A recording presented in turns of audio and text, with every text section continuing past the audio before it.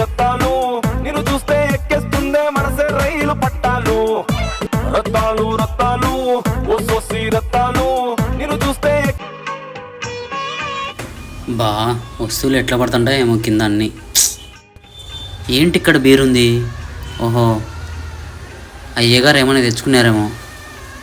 అన్నీ మర్చిపోతుంటారు ఎట్లనో ఏమో. సరేలే ఫ్రిడ్జ్లో పెడదాం, చూస్తే తాగాలనిపిస్తుంది.